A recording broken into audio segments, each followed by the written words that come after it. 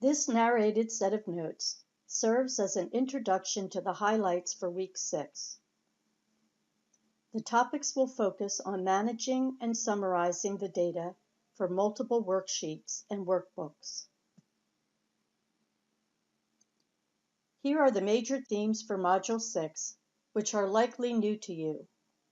Creating worksheet groups, summarizing data using 3D references, linking multiple workbooks, and creating and using workbook templates.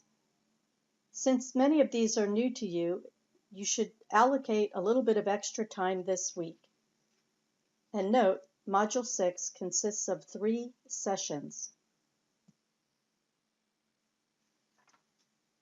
Session 6.1 focuses on worksheet groups and using 3D references.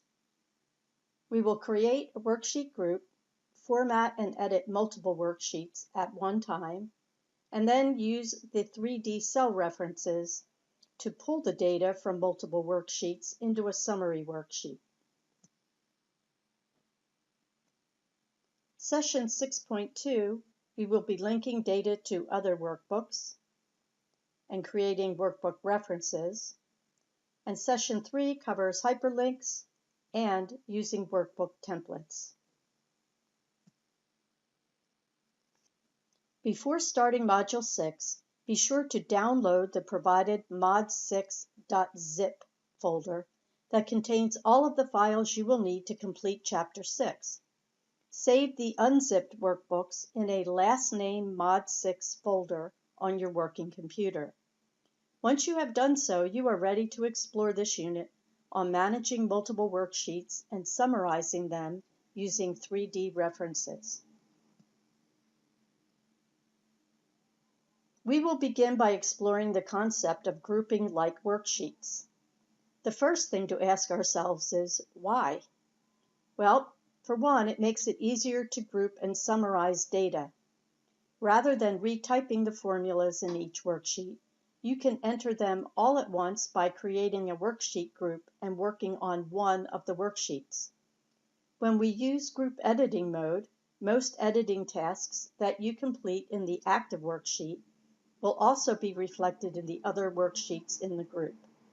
This saves time and a lot of typing. How do we implement group editing? Group worksheets must have the exact same organization and layout. The headings and formulas are entered in the same cells in all the worksheets at once by working on the active worksheet. So it is critical that they are consistent across the multiple worksheets. Worksheet groups save you time and help improve consistency among the worksheets because an action affects multiple worksheets. They are a collection of worksheets that can be simultaneously formatted, edited, and updated by inserting or deleting rows and columns, setting page layout options, applying view options, and printing all the worksheets with just one command. Here is our unaltered Quarter 1 worksheet of the group of Quarter 1, Quarter 2, Quarter 3, and Quarter 4. When we finish working with the collection, we can ungroup the worksheets, and they will function independently again. So we will apply the formatting to this one worksheet, and it will automatically update Quarters 2, Quarter 3, and Quarter 4. After applying the group worksheet formatting, here is what Quarter 1 looks like now.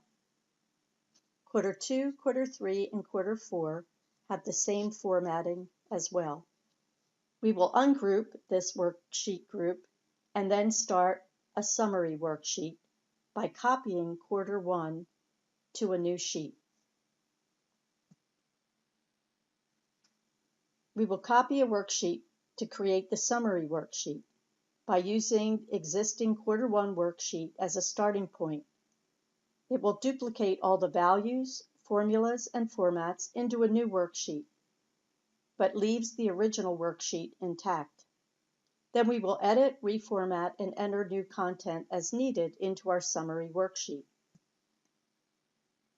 Here is a copy of the Quarter 1 worksheet that was copied to create the summary worksheet.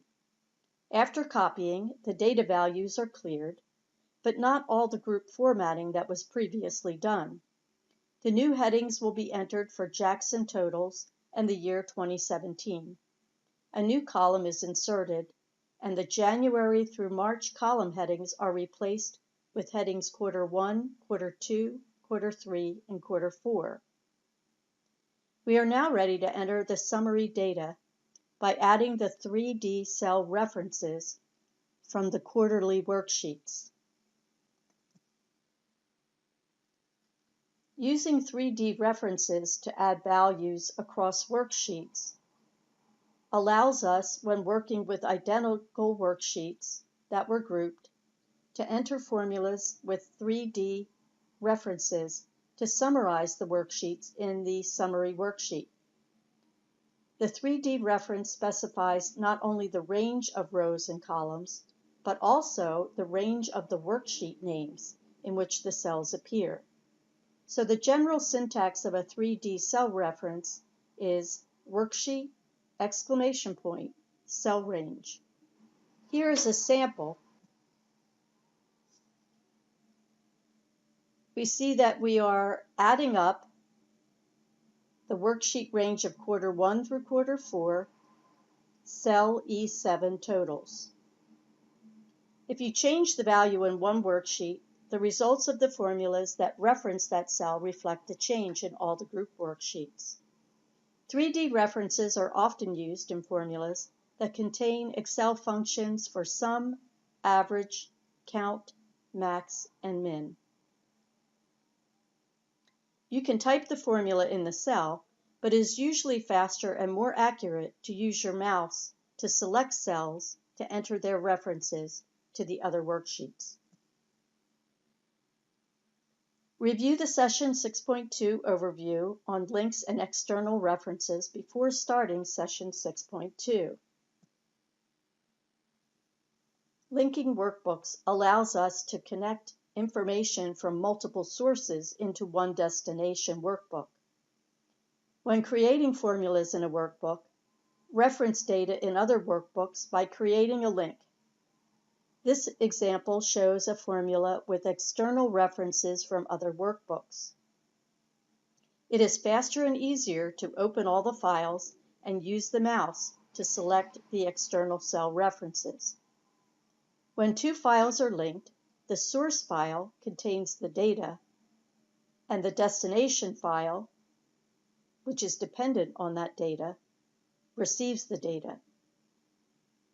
When they are in different workbooks, you need to include the full path name if they are not in the same folder. When you create the formula with the external references, you are automatically linking those workbooks. When data in a source file changes, the destination file should reflect those changes. If both the source and destination files are open when the change is made, the destination file will automatically update. However, if the destination file is closed when the source file is changed, you choose whether to update the link to display current values or continue to display older values when you open that destination file. Here is a picture of the destination worksheet containing external references. After accepting updates, the values change to reflect the changes in the external workbook, or the source file. You can manage the external links using the Edit Links dialog box, allowing you to review and repair any links. Review the Session 6.3 visual overview on templates and hyperlinks. Creating a hyperlink allows us to link in a file information from either a different file or in a different worksheet.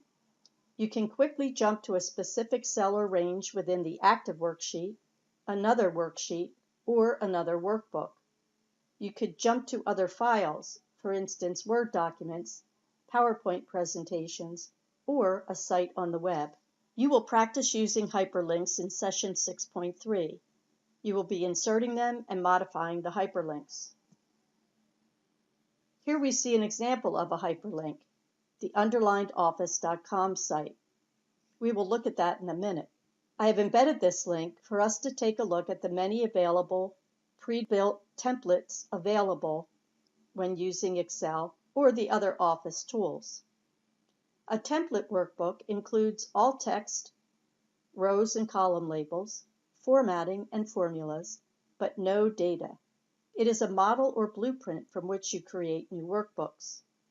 Any changes or additions made to the new workbook do not affect the template file. Excel has many built-in templates. Let's take a look at that site.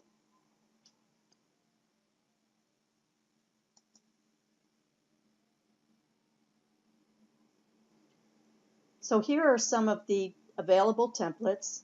I have frequently used calendars, and you can select from a multitude of different styles. These provide commonly used worksheet formats, and it saves you from reinventing the wheel.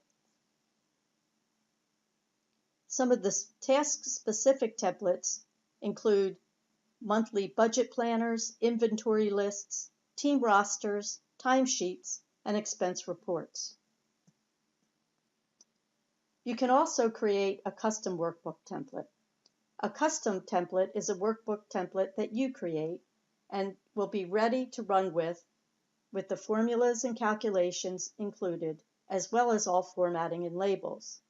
To create a custom template, build the workbook with all necessary labels, formatting, and data, or no data.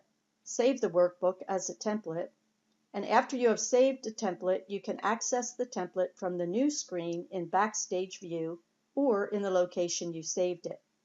Now this is similar to what we did in session 6.1 in terms of copying. The difference is the copy is useful when we know this is a one-time deal, that we're copying that worksheet from one to another. However, with a custom workbook, we would want to use this if we know we will be reusing this template over and over and over again. So the copy works great for a once and done. The custom workbook templates work best when we know we will be reusing this template multiple times. If you have any questions or wish to discuss any of these features, post to this week's discussion forum.